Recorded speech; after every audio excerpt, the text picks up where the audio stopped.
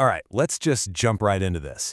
Have you ever been part of a group project where everyone has these wildly amazing, creative ideas, but when it actually comes time to make the thing, it just turns into a total chaotic mess? I mean, we've all been there, right? You start out with such high hopes, and suddenly, bam, it's mid-May before the deadline, visions are clashing, tempers are completely flaring, and, let's be honest, one person ends up doing like 90% of the actual work.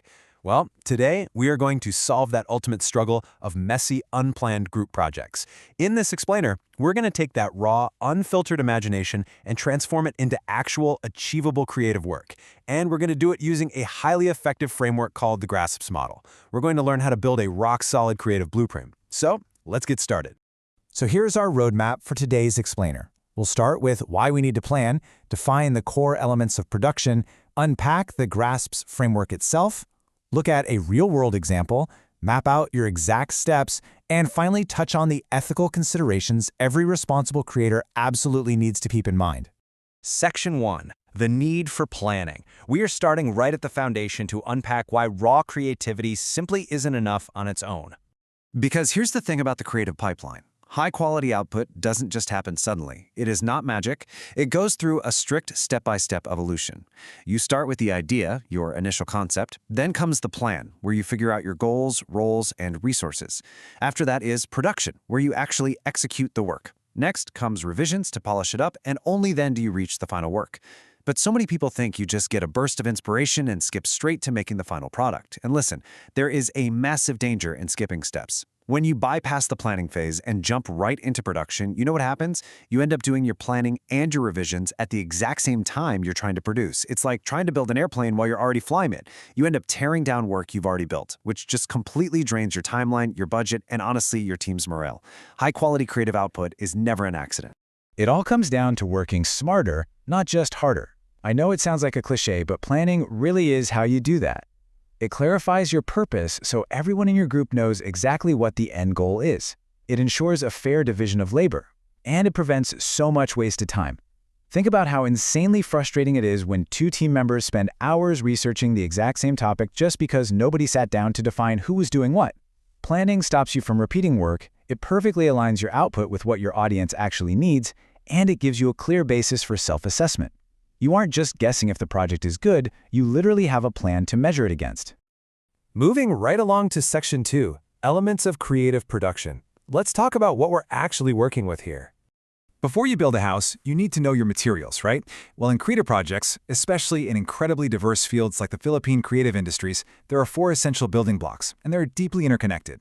First up, we have emerging concepts. These are your big overarching themes, like digital storytelling, sustainability, or cultural fusion. Second are techniques. These are the specific, hard skills you apply, like script writing or digital illustration.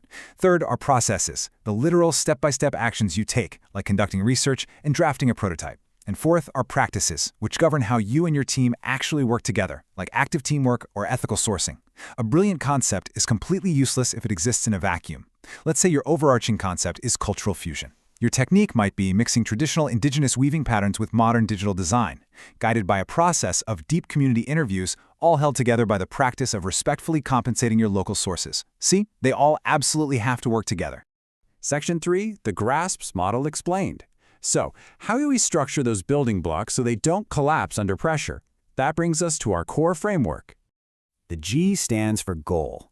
This acts as the absolute North Star for your entire production team. It states exactly what the project must accomplish. But here's the secret nuance to setting a goal. It has to be highly specific and, more importantly, actually achievable within your time and resources. There's a huge difference between an achievable goal and a dream goal. If your goal is super vague, like make something cool, you will instantly suffer from scope creep. That's when a project just keeps getting bigger and messier and more unfocused because there are no clear boundaries. An achievable goal sets that boundary. Let me show you exactly what I mean. Look at the stark contrast here. If your goal is just make a video, well, that tells you nothing. Nothing about the purpose, the tone, or the message. Your team is going to argue constantly over what the video should even be about. But a strong goal, produce a video promoting local art. Boom. That specificity instantly gives the project clear direction. It acts like a filter. Every single creative decision you make from that point on, the music you choose, the people you interview, the graphics you design, gets measured against one simple question. Does this promote local art? If it doesn't, you cut it. Next up is R, which stands for role. This is the specific creative or professional responsibility given to each team member. Are you the filmmaker, the digital designer, the lead researcher? Defining roles tackles this massive psychological hurdle in group work called the bystander effect. You know, when everyone just assumes someone else is handling a task because nobody was specifically told to do it. When you give out distinct roles, every single person knows exactly how to think, act, and contribute. When accountability is clear, the whole production runs like a well-oiled machine. Then we have the A and the first S, audience and situation. These two are a package deal and deserve a ton of your attention. The audience is who will actually view, listen to, or use your output. The situation is the context or the problem you're solving. Why is this project needed right now? Let's say your situation is raising awareness for a severe, pressing environmental issue, but your intended audience is a group of kindergartners.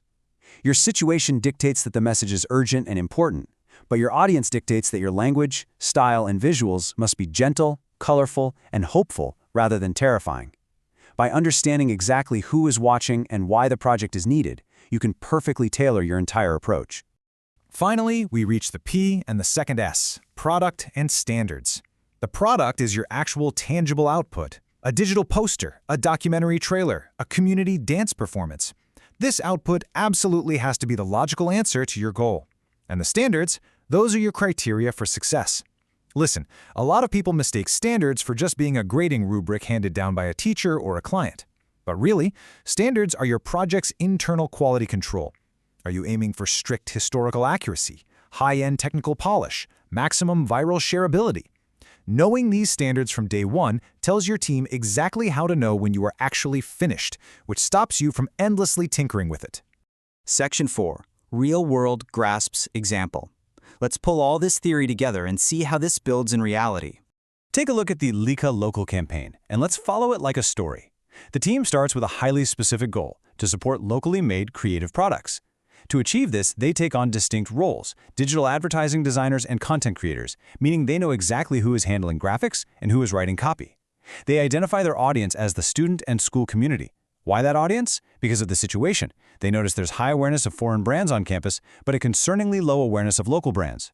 Now, because their situation is low awareness among a very busy student body, their product has to be punchy and easily shareable. So they smartly choose a 1-minute promo video and a digital poster, rather than, say, a 50-page essay. Finally, they know their standards for success are factual accuracy, visual originality, and creative relevance to the students.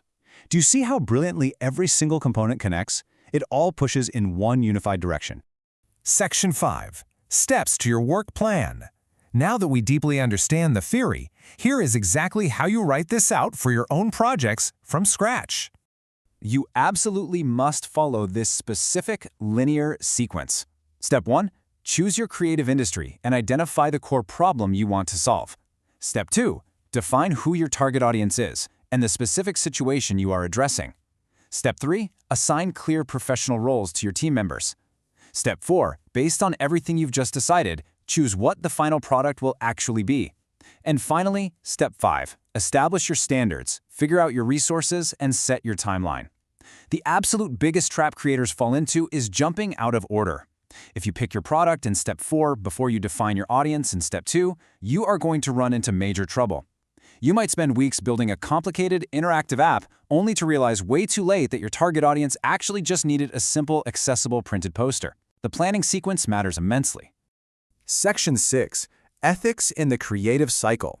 Before you hit record or start drawing, we need to have a very practical conversation about being an accountable creator.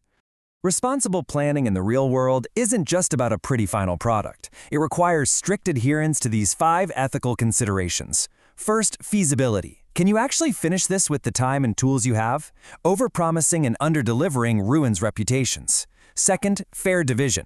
Are the tasks distributed equally so nobody burns out? Third, copyright. Are you properly acknowledging original sources?